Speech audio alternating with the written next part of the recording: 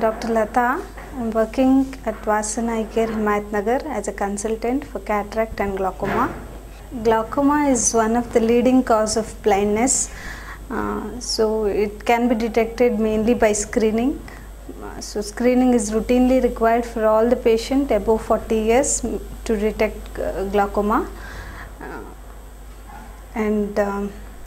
Patients who already have a family history of glaucoma, patients with high myopia, diabetes, hypertensive, they are more at risk for developing glaucoma.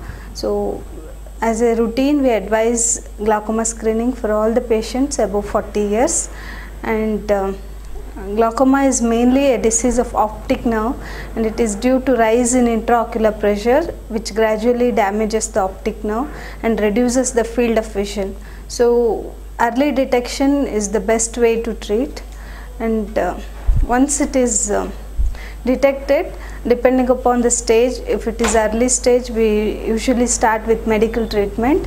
If it is well controlled, pressures are well controlled with medical treatment, then we continue the same and ask the patient for regular follow-ups. If it is not controlled medically, then we advise for surgery for glaucoma.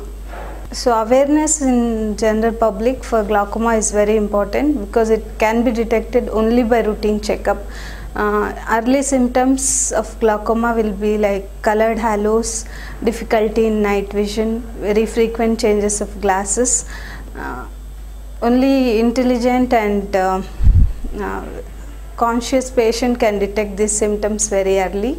So routine screening will definitely help to pick up these patients and treat at earlier stage, because once the damage is already occurred in glaucoma, it cannot be corrected fully. Whatever treatment is done is to prevent the further damage. Whatever damage is already occurred cannot be cured with any mode of treatment.